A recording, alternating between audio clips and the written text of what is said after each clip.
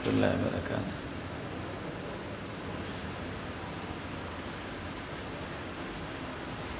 الحمد للہ وکفی وسلام علی عبادہ الذین اصطفی، اما بعد فاعوذ باللہ من الشیطان الرجیم، بسم اللہ الرحمن الرحیم۔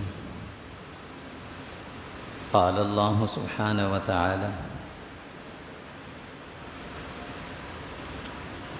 یا ایہا الذین آمنوا اصبروا وصابروا ورابطوا واتقوا اللہ لعلکم تفلحون، صدق اللہ مولانا العظیم۔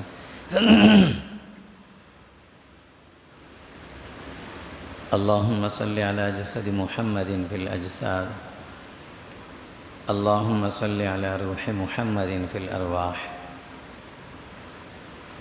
اللہم صل علی روضۃ محمد فی القبور، اللہم صل علی بلد محمد فی البلاد، وعلی آلہ وصحبہ وسلم تسلیما کثیرا کثیرا۔ اللہم انفعنا بما علمتنا وعلمنا ما ينفعنا وزدنا علما، سبحانک لا علم لنا الا ما علمتنا انک انت العلیم الحکیم۔ اللہم رب اشرح لی صدری ویسر لی امری واحلل عقدۃ من لسانی یفقہوا قولی۔ یا ایہا الذین آمنوا، اے ایمان والو، اصبروا، صبر کے ساتھ رہو، ورابطوا، اور استقامت کے ساتھ رہو۔ اصبروا، صبر کے ساتھ رہو، وصابروا، اور استقامت کے ساتھ رہو، مضبوط رہو، ورابطوا، اور مسلسل محنت اور جہد میں لگے رہو، واتقوا اللہ لعلکم تفلحون، اور اللہ سے ڈرتے بھی رہو، تمہیں ایک فلاح اور کامیابی حاصل ہوگی۔ حضرت عبداللہ بن مسعود رضی اللہ تعالیٰ عنہ فرماتے ہیں کہ رسول اللہ صلی اللہ علیہ وسلم سے یہ پوچھا گیا کہ ای الاعمال احب الی اللہ، کہ اللہ تعالیٰ کو اپنے بندوں کے اعمال میں سے کون سا عمل زیادہ پسند ہے؟ تو آپ صلی اللہ علیہ وسلم نے فرمایا کہ الصلاۃ لوقتہا، نماز کو اپنے وقت پہ پابندی کے ساتھ پڑھ لینا یہ پسند ہے۔ پھر پوچھا ثم بعد ذلک، اس کے بعد کون سا؟ فرمایا کہ والدین کی خدمت کرنا۔ احادیث مبارکہ میں اس طرح کی احادیث کئی ملتی ہیں کہ جس میں حضور صلی اللہ علیہ وسلم سے صحابہ نے پوچھا کہ یا رسول اللہ، پسندیدہ اور اچھا عمل اللہ کو بندوں کا جو عمل پسند ہے وہ کون سا ہے؟ تو آپ صلی اللہ علیہ وسلم نے مختلف جگہوں پر مختلف جوابات دیے۔ کہیں فرمایا کہ نماز سب سے افضل ہے، کہیں پر فرمایا حج سب سے افضل ہے، اور کہیں پر فرمایا کہ جہاد سب سے افضل ہے، اور کہیں پر فرمایا کہ فقراء اور مساکین اور غریبوں کی مدد کرنا یہ سب سے افضل ہے۔ مختلف جگہوں پر آپ نے مختلف جوابات دیے۔ اب یہ ذہن میں سوال بھی آتا ہے کہ جب آپ صلی اللہ علیہ وسلم نے کہیں فرمایا کہ نماز سب سے افضل ہے، کہیں فرمایا حج سب سے افضل ہے، کہیں جہاد کے بارے میں فرمایا سب سے افضل ہے، تو آیا افضل عمل ہے کون سا پھر؟ اور آپ نے اس طرح سے مختلف جوابات کیوں دیے؟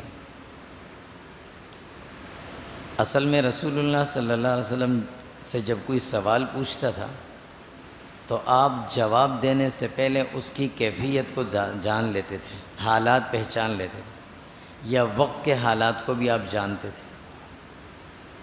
اگر دیکھتے کہ سوال کرنے والا کسی عمل کے بارے میں ذرا کچھ کوتاہی سی کہہ رہے ہیں، ذرا سی کوتاہی کر رہا ہے، تو آپ اسی عمل کے بارے میں فرماتے کہ یہ سب سے افضل ہے، تاکہ اس کو ترغیب ملتی وہ اس عمل کو کرنے لگتا۔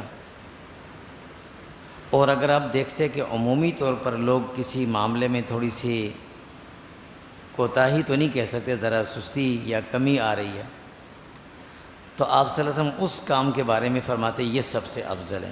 مثلا اگر پوچھنے والے نے پوچھا کہ کون سا عمل افضل ہے، آپ نے دیکھا کہ اس شخص کو تکبیر اولیٰ کے ساتھ نماز میں ذرا کم آتا ہے، تو آپ نے فرمایا نماز سب سے افضل ہے، اسے ترغیب مل گئی۔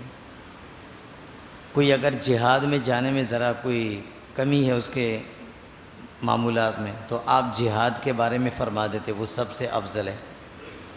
اور کبھی اگر محسوس کرتے ہیں کہ غریب اور فقراء کی مدد کرنا زیادہ افضل ہے، تو آپ اس کے بارے میں فرما دیں بھئی یہ سب سے افضل ہے۔ وقت کی ضرورت ہے تو یہ فرمایا سب سے افضل ہے۔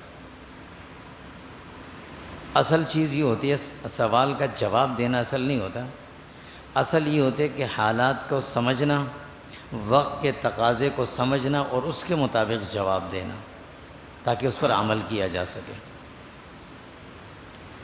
اس وقت جو حالات چل رہے ہیں نا، خاص کر ہمارے ملک کے جو حالات اس وقت بنے ہوئے ہیں، ان حالات کے اندر اگر ہم سے کوئی پوچھے نا کہ بھئی سب سے افضل کام اس وقت کیا ہے، نماز اپنی جگہ، اس کا انکار نہیں ہے، حج اپنی جگہ، لیکن اس وقت سب سے افضل کام یہ ہے کہ ان لوگوں کا خیال رکھنا جو بیچارے بہت زیادہ قسم پرسی کے عالم میں ہیں، مشکلات میں ہیں، معاشی اعتبار سے بہت کمزور ہیں۔ اس وقت سب سے افضل کام یہ ہے، سب سے افضل کام کہ ان کی مالی مدد کی جائے، مالی معاونت کی جا سکے، جتنا ہو سکے ان سے تعاون کیا جا سکے، یہ سب سے افضل عمل ہے۔ حضرت ابو ہریرہ رضی اللہ تعالیٰ عنہ کی روایتیں فرماتے ہیں کہ اللہ کے نبی صلی اللہ علیہ وسلم نے ارشاد فرمایا کہ انفق علیک، اللہ تعالیٰ فرماتے ہیں قال اللہ تعالیٰ انفق علیک، تم اگر اپنے مال کو خرچ کرتے رہو گے اللہ تم پر بھی خرچ کریں گے، تم پر بھی وسعت پیدا کر دیں گے۔ اب خرچ کس جگہ کرنا، کیسے کرنا؟ سب سے پہلے ہمارے جو ذمہ داری لگی ہے کہ ہم سب سے پہلے خرچ کریں اپنے اہل و عیال پر، اپنے والدین پر، پھر اس کے بعد اپنے ذوی القربہ قریبی رشتہ دار جو ضرورت مند ہوں ان پر خرچ کریں، جو صاحب وسعت ہیں، صاحب حیثیت ہیں۔ اس وقت کا تقاضا یہ ہے کہ سب سے افضل عمل یہ ہے کہ ان کے ساتھ معاونت کی جائے، ان کے ساتھ تعاون کیا جا سکے جتنا ہو سکے۔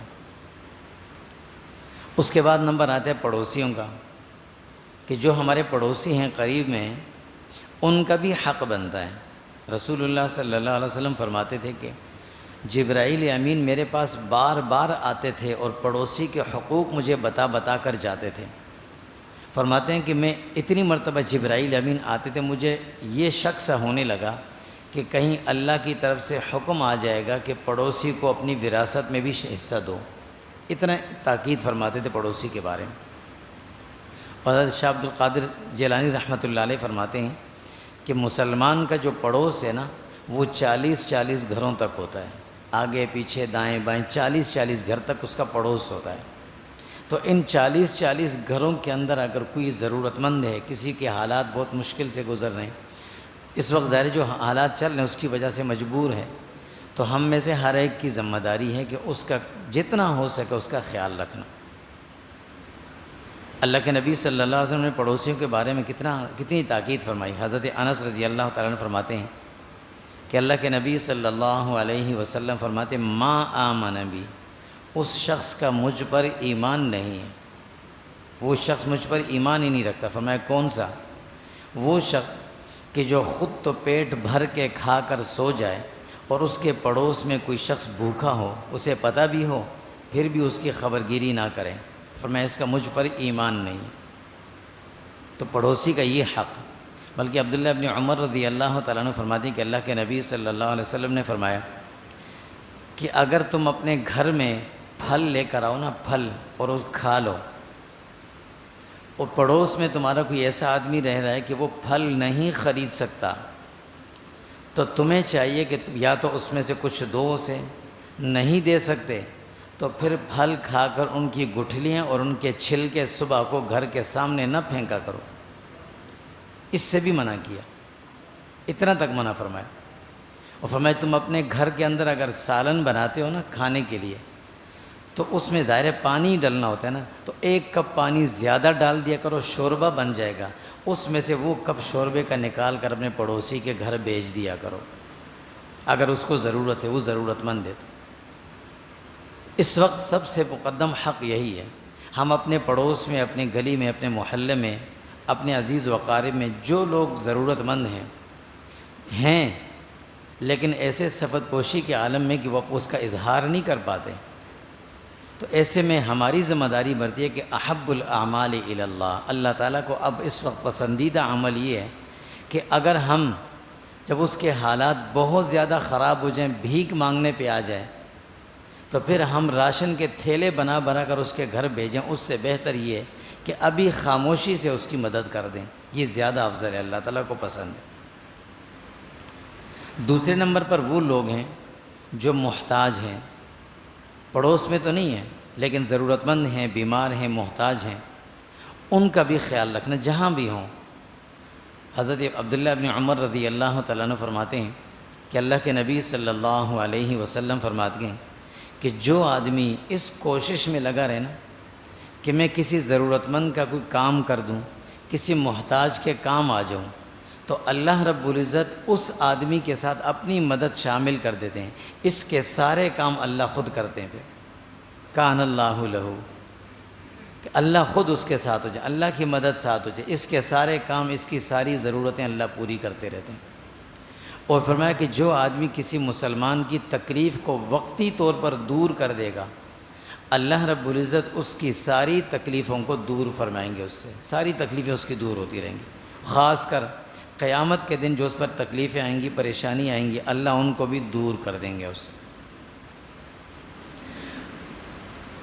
چوتھے نمبر پر وہ لوگ آتے ہیں کہ جو اپنے ماتحت ملازمین ہوتے ہیں، ان کا سب سے زیادہ حق ہے۔ ظاہر ہے کوئی انسان کسی انسان کا نوکر بننے کے لیے تیار نہیں ہوتا، نوکر کا لفظ ہی عجیب ہے،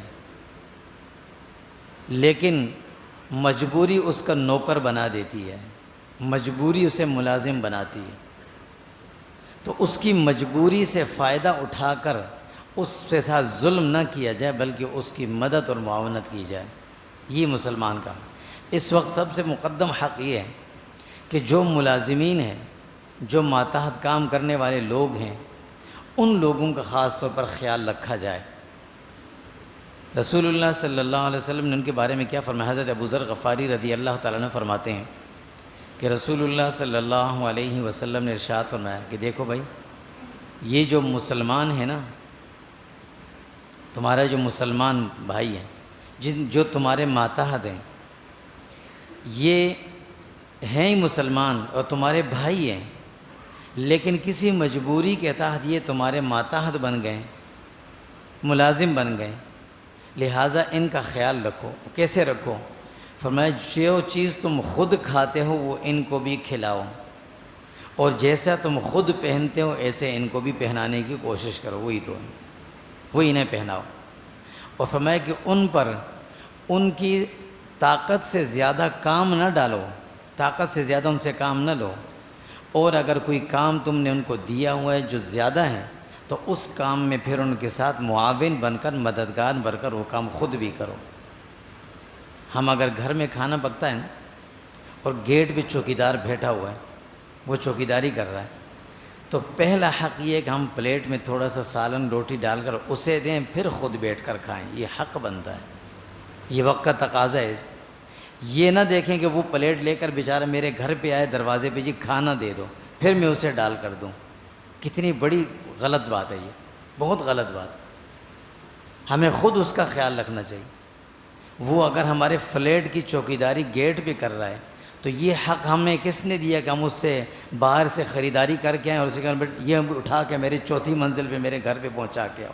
اس کی تنخواہ تو اس میں شامل نہیں تھی، کیوں اس پر یہ بوجھ ڈالا ہے؟ اگر وہ چوکیدار ہے تو ہم اس میں اسے کو میرے گھر کی گاڑیاں بھی صاف کرو، یہ اس میں شامل کر دوں، یہ غلط بات ہے۔ الگ اس کو معاوضہ دیں، اس پر اتنا کام نہیں ڈالنا چاہیے جو کر نہ سکے۔ اگر وہ کر رہا ہے اپنی مرضی سے، آپ نے دیا ہے کام، تو پھر سامان زیادہ ہے تو آدھا خود اٹھائیں، آدھا اسے دیں، بیٹا یہ میرے گھر تک پہنچا دو، اور جب پہنچا دیں تو بڑے اچھے انداز سے اس کا شکریہ ادا کریں۔ اگر وہ ملازم ہو گیا، مجبور ہو گیا، تو اس کا یہ مطلب تو نہیں کہ سارے کام اس سے ہم لیں، بہت غلط بات۔ کھانا رکھا ہوا ہو اور وقت پہ اس کو کھانا نہ دیں، اور اگر دے بھی تو ٹھنڈا کھانا اس کے لیے بھیج دیا، غلط بات ہے، بہت غلط ہے۔ اللہ کے نبی صلی اللہ علیہ وسلم فرماتے ہیں یہ تمہارا بھائی ہے، اس کسی مجبوری کی وجہ سے وہ تمہارا ماتحت بن گیا، ملازم بن گیا، لہٰذا تم اس کا خیال رکھو۔ ایک حدیث میں اللہ کے نبی صلی اللہ علیہ وسلم فرمایا کہ اگر کسی نے اپنے ماتحت پر ظلم کیا تو کل قیامت کے دن اس سے میں حساب لوں گا، اس کا حساب لوں گا اس کا۔ کوئی بھی ہو ماتحت کام کرنے والا ملازم ہے، اس کا پورا خیال رکھنا۔ مالی مدد کرنی ہے تو اس کی کریں کہ وہ اس کی مجبوری ہمارے سامنے ہے، وہ ہمارے سامنے مجبور بن کر کام کرے تو ہم سے جو ہو سکے ہم اس کی مدد کریں، بجائے اس کے کہ ہم دور علاقوں میں جا کر کنویں کھودوائیں، دور علاقوں میں جا کر مسجدیں بنائیں، اور اپنے گھر کے ملازمین بیچاروں کی وہی تنخواہ ہے، وہی غسل، نہ کبھی اس کو اضافی کچھ نہیں دیا۔ اور اگر عید پہ دیتے بھی تو مسئلہ پوچھتے ہیں کہ یہ ملازم کو زکوٰۃ دے سکتے ہیں کہ نہیں دے سکتے، یہ کوئی احسان تو نہیں ہے، یہ غلط بات ہے۔ اللہ کے نبی صلی اللہ علیہ وسلم فرمایا کہ ان کا خیال رکھنا۔ تو اس وقت احب الاعمال الی اللہ یہ ہے، ان کی مالی مدد کرنا، چونکہ حالات ایسے بنے ہوئے ہیں، مشکلات ہیں، پریشانیاں ہیں، ہم اور آپ اس پریشانی کو محسوس تو شاید نہ کر سکیں، لیکن جو آدمی محسوس کر سکتا ہے نا اس کو پتہ ہوتا ہے۔ اس لیے حضرت یوسف علیہ السلام بادشاہ بننے کے باوجود بھی دوپہر کا کھانا نہیں کھاتے تھے، اس کے باوجود کہ مصر میں قحط نہیں تھی۔ لوگوں نے جب پوچھا تو کہا کہ ہمیں ان لوگوں کا احساس تب ہوگا کہ جو بھوکے ہیں، جب ہم خود بھوکے رہیں گے ہمیں پتہ چلے گا کہ ہم بھوک کیا چیز ہوتی ہے، پھر ہم ان کی مدد بھی کریں گے۔ تو سب سے پہلا کام تو اس وقت کا تقاضا یہ ہے کہ ہم مالی مدد اور معاونت، اگر اللہ نے ہمیں صاحب حیثیت بنایا ہے تو ہم اپنے ماتحتوں کی، ساتھ ساتھ غریب اور نادار فقراء کی، اسی طرح اپنے عزیز و اقارب کی، اور خاص کر اپنے پڑوسیوں کا خیال رکھتے ہوئے ان کی مدد کریں، یہ پہلا کام۔ دوسرا کام جو وقت ہم سے تقاضا کرتا ہے وہ یہ ہے کہ ہم لین دین میں، مالی معاملات میں صحیح چلیں، سود میں اور اس طریقے سے ناجائز کمائی میں، ان چیزوں سے اپنے آپ کو بچائیں، چونکہ یہ مشکل وقت ہے، اور ایسے مشکل وقت میں اگر ہم کسی کی مجبوریوں سے غلط فائدہ اٹھاتے ہوئے غلط چیزیں کام کریں گے، ناجائز کمائی، سود کا کام کریں گے، تو یہ گناہ صرف نہیں ہوگا بلکہ یہ ڈبل گناہ ہوگا۔ یہ اس لیے کہہ رہے ہیں کہ جب ہمارے ہاں کچھ مواقع آتے ہیں نا اسلام میں، کچھ خاص ایام آتے ہیں تو ان میں ایسی کیفیت پیدا ہو جاتی ہے۔ رمضان کا مہینہ آتا ہے تو پہلے سے چیزیں مہنگی ہونا شروع ہو جاتی ہیں، سبزی بھی مہنگی، پھل بھی مہنگے، اور جب عید کا موقع آتا ہے تو کپڑے اور چپل، یہ چیزیں مہنگی ہونا شروع ہو جاتی ہیں۔ بقرہ عید آتی ہے تو جانور مہنگا ہونا شروع ہو جاتا ہے۔ غریب بیچارہ کہیں کا نہیں رہتا، نہ وہ عید منا سکتا ہے، نہ قربانی کر سکتا ہے، نہ روزے رکھ سکتا ہے۔ اس لیے ان مواقع پر ہمیں بہت خیال رکھنا چاہیے۔ ایسے موقع پر ہم کمائی کا نہ سوچیں، یہ موقع کمائی کا نہیں ہے، دنیا کمانے کا نہیں، کمائی کا ہے، دنیا کمانے کا نہیں، آخرت کی کمائی کا ہے۔ جو جائز منافع ہے وہ لے لیا، باقی چیز اس کو دے دی۔ تیسرا کام جو اس وقت کا تقاضا ہے وہ سب سے یہ ہے کہ اللہ رب العزت کے سامنے کثرت سے استغفار کیا جائے۔ استغفر اللہ ربی من کل ذنب واتوب الیہ۔ استغفار کی اس وقت بڑی ضرورت ہے۔ جب بھی مشکل حالات آتے تھے، انبیاء کا طریقہ تھا کہ استغفار کثرت سے کرتے تھے۔ حضرت نوح علیہ السلام کی قوم پر قحط پڑی تھی 40 سال تک۔ نوح علیہ السلام نے علاج بتایا، فرمایا ایک ہی علاج ہے اس کا، استغفروا ربکم انہ کان غفارا، تم استغفار شروع کرو، اللہ سب ٹھیک کر دیں گے۔ انہوں نے نہیں مانی بات۔ قوم عاد پر حالات آئے، حضرت ہود علیہ السلام نے استغفار بتایا، انہوں نے نہیں مانا۔ رسول اللہ صلی اللہ علیہ وسلم نے ہمیں یہی تعلیم دی ہے، فرمایا من لزم الاستغفار، جو آدمی کثرت سے استغفار کرتا رہتا ہے نا، عملاً بھی استغفار کی برائیوں سے بچے اور زباناً بھی استغفار کے کلمہ استغفار پڑھتا رہے، فرمایا اللہ اس کی کیسی مدد کریں، جعل اللہ لہ من کل ضیق مخرجا ومن کل ہم فرجا ورزقہ من حیث لا یحتسب، فرمایا 3 اللہ انعام دیں گے اس آدمی کو۔ ایک، کسی مشکل میں نہیں پھنسے گا، کسی مشکل، کوئی کام نہیں رکے گا اس کا۔ ہم کہتے ہیں نا کام ہوتے ہوتے رک جاتا ہے، اللہ کہتے ہیں اللہ کے نبی فرماتے ہیں کام رکے گا ہی نہیں، ہوتا جائے گا۔ اور دوسرا، کبھی مشکلات نہیں آئیں گی، مالی مشکلات اس پر نہیں آئیں گی۔ اور تیسرا فرمایا رزق کے راستے ایسے کھلیں گے جہاں سے امید بھی نہیں ہوگی اسے، وہاں سے کھلیں گے۔ کس پر؟ استغفار کرنے پر۔ تو اس وقت احب الاعمال الی اللہ، تیسرا سب سے بڑا عمل اس وقت کا جو ہے پسندیدہ، وہ ہے استغفار کرنا۔ ضروری نہیں کہ 100% لوگ کریں، اگر 100 میں سے 10 آدمی 5 آدمی بھی کثرت سے استغفار کرنے لگ جائیں تو اللہ رب العزت ان کی برکت سے سب پر رحم فرماتے ہیں۔ یہ اللہ کا اصول ہے۔ اللہ نے سورہ اعراف میں اس کا ذکر فرمایا، وَمَا كَانَ اللَّهُ لِيُعَذِّبَهُمْ وَأَنْتَ فِيهِمْ۔ اللہ کے نبی صلی اللہ علیہ وسلم سے اللہ فرماتے ہیں کہ میرے محبوب جب تک آپ زندہ ہیں نا، آپ کی موجودگی میں کسی پر مشکل نہیں آئے گی، سزا کسی کو نہیں دوں گا میں۔ ایک اب ذہن میں یہ بات ہے کہ میں چلا گیا دنیا سے، اللہ کے نبی دنیا سے چلے گئے، پھر کیا ہوگا؟ پھر عذاب آئے گا؟ فرمایا نہیں، وَمَا كَانَ اللَّهُ مُعَذِّبَهُمْ وَهُمْ يَسْتَغْفِرُونَ۔ فرمایا جب یہ استغفار کرتے رہیں گے اللہ کبھی ان پر مشکل نہیں ڈالیں گے، کبھی مشکل نہیں آئے گی۔ تو اگر ایک رسول اللہ کی موجودگی ساری دنیا کے لیے امن کی ضمانت ہے تو رسول اللہ کی مبارک زبان سے نکلا وہ یہ کلمہ بھی دنیا کے لیے امن کی ضمانت ہے۔ اس لیے ہمیں یہ سوچ کر کہ اللہ میں استغفار کروں، میرے استغفار کی برکت سے اللہ دوسروں کے حالات اچھے کر دے، میرے بھی اچھے ہو جائیں گے، ان کے بھی اچھے ہو جائیں گے۔ تو اس وقت کا تقاضا یہ ہم کثرت سے استغفار کریں۔ اللہ رب العزت قرآن مجید میں فرماتے ہیں وَلَئِن شَكَرْتُمْ وَمَا كَانَ اللَّهُ لِيُعَذِّبَهُمْ مَا يَفْعَلُ اللَّهُ بِعَذَابِكُمْ إِن شَكَرْتُمْ مَا يَفْعَلُ اللَّهُ بِعَذَابِكُمْ۔ اگر تم میرا شکر کرتے رہو گے، استغفار بھی کرتے رہو گے، تو پھر اللہ تمہیں کوئی کسی قسم کی سزا نہیں دیں گے۔ تو خیر، ایک تو استغفار ہو گیا، دوسرا اللہ رب العزت کا شکر ادا کرنا۔ یہ بڑا عجیب معاملہ ہے، بڑا عجیب معاملہ ہے۔ اللہ رب العزت اس وقت جو حالات ہیں نا، یہ حالات ہم سے تقاضا کرتے ہیں کہ ہم اللہ کا شکر ادا کریں۔ ناشکری بہت زیادہ ہو گئی۔ جس آدمی کی نوکری بھی ہے، جس کا کاروبار بھی اپنا ہے، گھر بھی اپنا ہے، گاڑی بھی ہے، اس سے بھی پوچھو تو کہ بس چل ہی رہا ہے، وہ شکر والا کلمہ بھول گئے، ہم سرے سے نکل گیا۔ حضرت شیخ سعدی رحمۃ اللہ علیہ مسجد جا رہے تھے، دوپہر کا وقت تھا، نماز پڑھنے کے لیے، شدید گرمی، ننگے پاؤں چل رہے تھے، تو پاؤں زمین پہ رکھ نہیں سکتے تھے۔ تو دل میں خیال آیا ایسے ہی کہ اللہ رب العزت اپنے نہ ماننے والوں کو تو طرح طرح کی چیزیں دی ہوئی ہیں، اور ماننے والے کے پاس چپل بھی نہیں کہ پہن کر مسجد جائے۔ یہ کہتے سوچ ایسی تھی، مسجد کے دروازے پہ پہنچے تو ایک آدمی بھیک مانگ رہا تھا، گیٹ پہ بیٹھا، اس کی ٹانگیں نہیں تھیں۔ تو حضرت شیخ سعدی رحمۃ اللہ علیہ وہیں لیٹ کر رونے لگے، اللہ سے معافی مانگنے لگے، اللہ اس کے پاس تو ٹانگیں بھی نہیں، میرے پاس تو ٹانگیں تو ٹھیک تھی نا۔ شکر ادا کرنے کے لیے ضروری ہوتا ہے کہ شکر کے مواقع پر جانا چاہیے، ہم جاتے ہی نہیں ہیں۔ غریب کے ساتھ بیٹھنا ہم اپنی توہین سمجھتے ہیں، اپنی شادی بیاہ کے مواقع پر غریب کوئی آ جائے تو ہمیں اچھا نہیں لگتا، تو شکر کا موقع کہاں سے پیدا ہوگا؟ ہم تو اپنی زندگی میں ہمیشہ نظر اوپر ہی رکھ رہے ہیں، فلاں کو دیکھو یہ چیز کما لی، فلاں کے بچے کو دیکھو اتنی کما رہا ہے، فلاں کو دیکھو اتنا کما رہا ہے۔ اس چیز نے ہمیں دنیا کا ناشکرہ ترین انسان بنا دیا۔ یہ نہیں دیکھتے کہ فلاں کو دیکھو میرے پڑوس میں رہ رہا ہے، بیچارہ 20,000 میں گزارا کر رہا ہے، گھر چل رہا ہے اس کا۔ اس فلاں کے بچے کو دیکھو 10,000 کما کے لا رہا ہے، ماں باپ کو دے رہا ہے۔ اس کو دیکھیں گے تو شکر پیدا ہوگا۔ شکر کے مواقع ہم نے چھوڑے ہوئے ہیں، اس لیے کہ ہماری نظر نیچے آتی نہیں، اوپر اوپر جا رہی ہوتی ہے۔ اس وقت کا سب سے پسندیدہ عمل جو حالات کا تقاضا ہے، وہ چوتھا عمل یہ کہ ہم اللہ کا شکر ادا کریں کہ اللہ نے صحیح سلامت جسم تو دیا ہے۔ صحیح سلامت جسم ہونے کے ساتھ جو چیز کھاتے ہیں ہضم ہو کر پیٹ میں چلی جاتی ہے، جسم کے نشو و نما کا ذریعہ تو بن جاتی ہے۔ یہی ہضم نہ ہوتا پھر کیا کرتے؟ وقت پہ اللہ رب العزت پیٹ بھر کے کھانا تو دے رہے ہیں، شکر نہیں ہے۔ کسی کے سامنے ہاتھ اگر نہیں پھیلایا تو یہ شکر نہیں ہے، اس پر شکر نہیں ادا کرتے۔ آمدنی اگر ماہانہ 1 لاکھ تھی اور اگر اس مہینے 95,000 ہوگی تو ہم کہتے ہیں نقصان ہو گیا۔ پرافٹ میں کمی کو نقصان سے تعبیر کرنے والا کبھی شکر گزار نہیں بن سکتا۔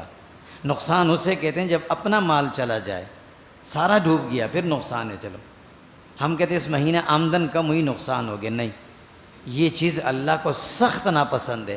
اللہ کہتے ہیں وَلَئِن شَكَرْتُمْ، تو میرا شکر تو ادا کرو، لَأَزِيدَنَّكُمْ، اس چھوٹی سی دکان کو میں پوری مارکیٹ بنا دوں گا۔ وَلَئِن كَفَرْتُمْ، اور اگر ایسے ہی بولتے رہو گے میں دوں گا، تم کہتے ہیں کچھ نہیں ملا، میں دوں اور تم کو تو کچھ نہیں ملا، تو یہ بھی جائے گا تم سے، یہ بھی جائے گا۔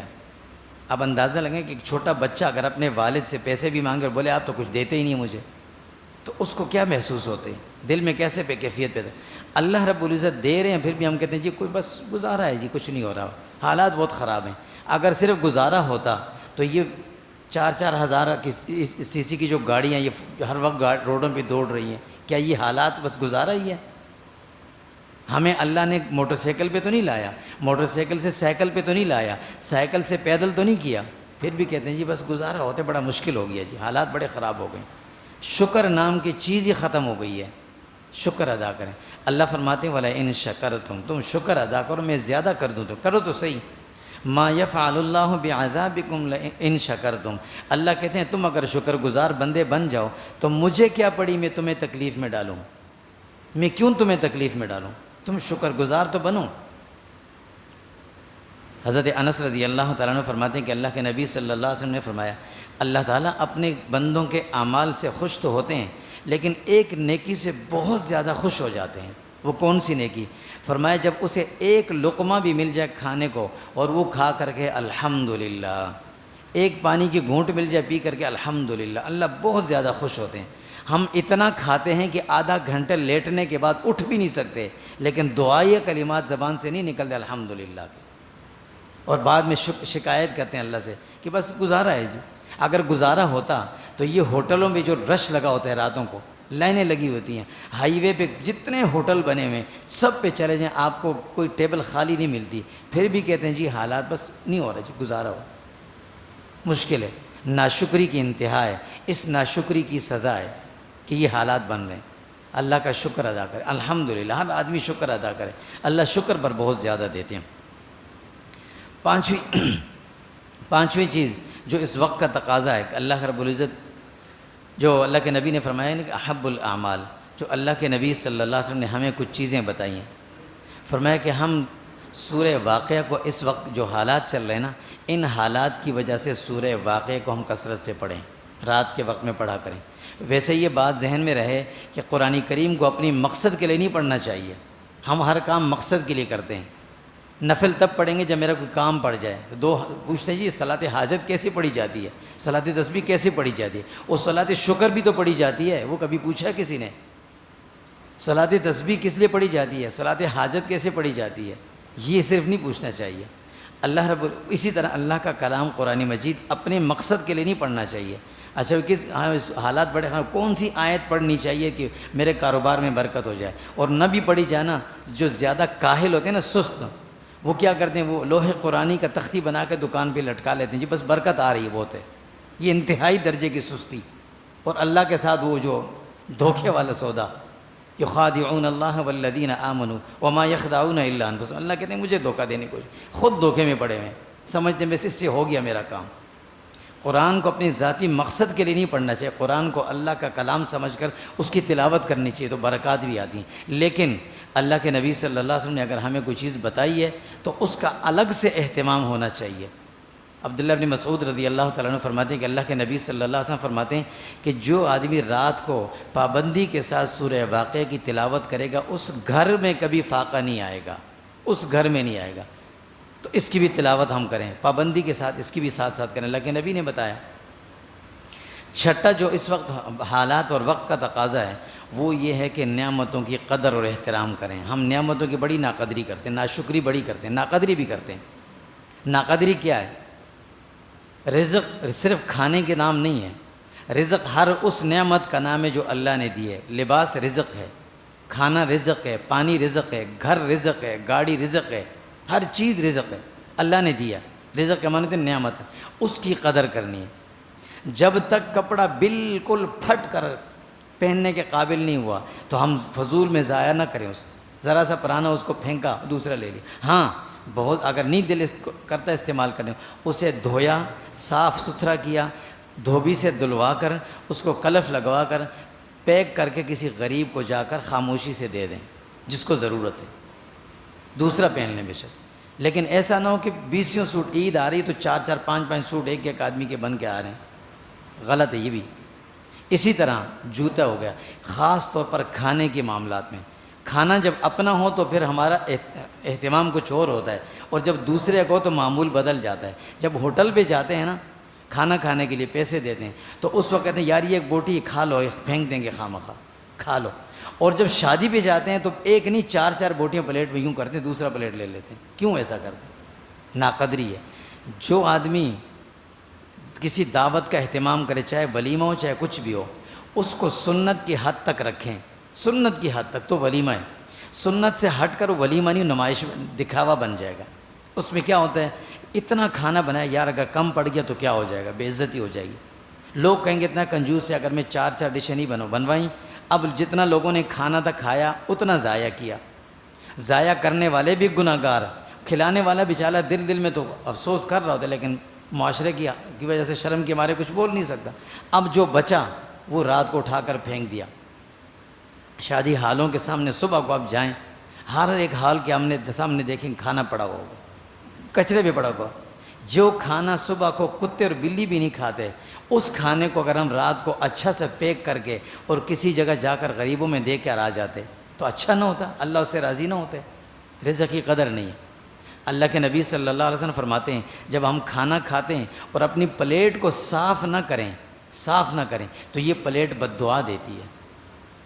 ہم اس میں کھانا چھوڑنے کو فیشن سمجھتے ہیں، آدھا کپ چائے کا پی کر آدھا تھوڑا سا چھوڑنا فیشن ہے۔ بوتلیں 2 اٹھائیں گے، اس میں سے تھوڑی تھوڑی پئیں گے، باقی چھوڑ دیں گے، یہ فیشن ہے۔ کھانا اگر پلیٹ صاف کر دی لوگ کہیں گے یہ بھوکا ہے۔ یہ عجیب سوچ بن گئی ہے۔ رزق کی ناقدری، اس ناقدری نے رزق ہم سے چھین لیا۔ یاد رکھیں اللہ رب العزت کی نعمت تب چھنتی ہے جب اللہ کے بندے اللہ کی نعمت کی ناقدری شروع کر دیتے ہیں، اللہ پھر چھیننا شروع کرتے ہیں، واپس لینا شروع کر دیتے ہیں۔ ہوٹلوں میں کتنے کھانے پکتے ہیں، ان کو یہ خیال ہونا چاہیے کہ اگر میں رات کو 12-1 بجے اپنا ہوٹل بند کر رہا ہوں تو انہی اپنے ملازمین کو سب کو کھلایا، ان سے کہا کہ بھئی جو بچ گیا اس کو پیک کر دو اور پیک کر کے ان کو لے جاؤ۔ ایک آدمی کی ڈیوٹی لگا تو اس کو 100 روپے کا پیٹرول ڈال کر دیے، بھئی جاؤ یہ فلاں علاقے میں نا غریب رہتے ان میں تقسیم کر کے واپس آ جاؤ۔ کتنا اچھا ہوگا۔ صبح کو وہی اٹھا کر ہم پھینکتے ہیں، رات کو ہم پھینکتے ہیں، تو اگر ہم اس کو تقسیم کر دیں کیوں غلط ہوگا۔ اس لیے وقت کا تقاضا یہ ہے کہ ہم نعمت کی قدر کریں، اور ساتھ 7ویں چیز کفایت شعاری، کم پر اکتفا کرنا۔ کم پر ہم کہتے ہیں یہ پیٹرول اتنا مہنگا ہو گیا، اور جب خبر پھیلتی نا کہ پیٹرول مہنگا ہو گیا تو پیٹرول پمپ سے لے کر 4-5 کلومیٹر تک لائنیں لگ جاتی ہیں گاڑیوں کی، اور ہر گاڑی دوسرے سے بڑی، اور ہر آدمی کہے گا میرا ٹینک فل کرو، تو کون کہے گا مہنگا ہے؟ حکومت دیکھ رہی ہے کہ بھئی ہاں ان کو یہ تو لے رہے ہیں، اب 500 بھی کر دو پھر بھی نہیں بچے گا، چلو رکھا رہے ایسا۔ تھوڑا سا کفایت شعاری کریں۔ گاڑی اگر ہم 3000 سی سی کی گاڑی استعمال کر رہے ہیں نا، اس کو 2 مہینے کے لیے اگر ہم گھر میں کپڑا ڈال کے کھڑی کر دیں اور ہم اس کی جگہ وہ 660 والی لے لیں اور اس میں اپنے کام کر لیں، جہاں گاڑی کا کام تھا موٹر سائیکل پہ کر لیں 2 مہینے 3 مہینے، تو کتنا اچھا ہو جائے گا۔ یہی پیٹرول بچے گا، خود قیمتیں جگہ پہ آ جائیں گی، لیکن ہم اس کے لیے تیار نہیں۔ جس کے جیب میں پیسہ ہوتا ہے وہ تیار نہیں ہے، ناشکری کرتا ہے لیکن تیار نہیں کفایت شعاری کے لیے۔ تو یہ کام اور ساتھ آخری جو بات ہے، آخری بات، اس وقت کا سب سے بڑا تقاضا یہ ہے کہ ہم لوگوں میں نا امیدی نہ پھیلائیں۔ ہر جگہ 2 آدمی بیٹھتے ہیں تو بس یہی پتہ نہیں ملک بچے گا نہیں بچے گا، حالات پتہ نہیں ایسے ہوں گے، اس ملک کا کیا ہوگا۔ یہ ملک نہ میں نے بنایا نہ میں توڑ سکتا ہوں، یہ جنہوں نے بنایا تھا انہوں نے خون دیا تھا، اور یہ جس رب نے دیا تھا وہ رب بھی حفاظت کریں گے۔ میرے اور آپ کے کہنے سے نہ ٹوٹے گا، اور نہ میرے اور آپ کی غیبتوں کرنے سے یہ ترقی کرے گا۔ لہٰذا لوگوں میں نا امیدی نہ پھیلائی جائے۔ جب بڑے بڑے ہوتے ہیں نا جو صاحب حیثیت ہیں، جن کا کاروبار بھی چل رہا ہے، وہ بھی جب اکٹھے بیٹھتے ہیں تو وہ بھی یہی باتیں کر رہے تھے، پتہ نہیں کیا ہو گیا، حالات کس طرف جا رہے ہیں، یہ ہو جائے گا وہ ہو جائے گا۔ وہ بیچارہ غریب جو سائیکل پہ جا کر رات کو 500,000 کما کے لاتا تھا، وہ جب یہ خبریں دیکھتا وہ کہتے اچھا میں تو گیا، یہ تو بچیں گے نہ بچیں، میں تو جا رہا ہوں۔ اس طرح کی نا امیدی نہ پھیلائے جائیں۔ ہماری ایک عجیب عادت ہے، بیمار کی عیادت کو بھی جاتے ہیں نا تو اس کے پاس بیٹھ کر مردوں کو تذکرے شروع کر دیتے ہیں۔ وہ ہمارا جو فلاں رشتہ دار تھا نا، اس کو بھی ایسے ہی مسئلہ تھا، بس یہی تھا جیسے وہ بیچارہ سن کے ویسے ہی آدھا مر جاتا ہے۔ اللہ کے نبی نے فرمایا کہ بیمار کے پاس جاؤ، فرمایا الحمدللہ تم تو ٹھیک ہو، پہلے سے اچھے لگ رہے ہو، تم اسے ٹھیک نہیں کر سکتے لیکن ہمت تو دلا سکتے ہو نا، کیوں اسے مرنے سے پہلے مار رہے ہو؟ تو غریبوں میں اشتعال نہ پھیلایا جائے، نفرتیں نہ پھیلائی جائیں۔ حالات ایسے نہیں ہیں، اتنا بھی نہیں ہے گزرا، لوگوں نے ایٹم بم کھا کر بھی ترقیاں کی ہیں، ہم بنا کر بھی کر سکتے ہیں، ایسا نہیں ہے، ہم نے بنایا ہے۔ اللہ ہمارے ملک کو اٹھائیں گے، حالات آتے رہتے ہیں تھوڑے بہت، یہ بھی گزر جائے گا، یہ وقت بھی گزر جائے گا، لیکن اللہ رب العزت کی مدد کے ساتھ، اور اللہ کی مدد انہی باتوں سے آئے گی کہ ہم خود صحیح ہو جائیں۔ تو لوگوں میں اس طرح مایوسی والی باتیں نہ پھیلائیں۔ الحمدللہ حالات اچھے ہیں، ٹھیک ہو جائے گا، بیمار بھی ہے تو الحمدللہ ٹھیک ہو جاؤں گا، آدھا بیمار ٹھیک ہو جاتا ہے۔ اس لیے حالات اس طرح نہ بنائیں کہ ہم مایوسی والی باتیں پھیلائیں، اس سے نفرتیں پھیلتی ہیں، اشتعال پھیلتا ہے، ہمیں کچھ نہیں ملتا۔ ہم اگر 4-5 اکٹھے بیٹھ کر غیبتیں کریں گے حکومتوں کی، فلاں کی، اس سے حالات ٹھیک نہیں ہوں گے، الٹا دلوں کے اندر جو نا نفرتیں پیدا ہوں گی۔ اس لیے حالات کو اچھا کرنے کے لیے ہمیں وقت کا تقاضے، اللہ کے نبی نے فرمایا تھا احب الاعمال الی اللہ، وقت کے تقاضے کو دیکھ کر سب سے پسندیدہ عمل کون سا ہے؟ یہ کام ہے، یہ 7-8 کام ہے جو ہمیں اس وقت کرنے ہیں۔ اللہ تعالیٰ ہم سب کی حفاظت فرمائے۔ وصلی اللہ علیہ وسلم۔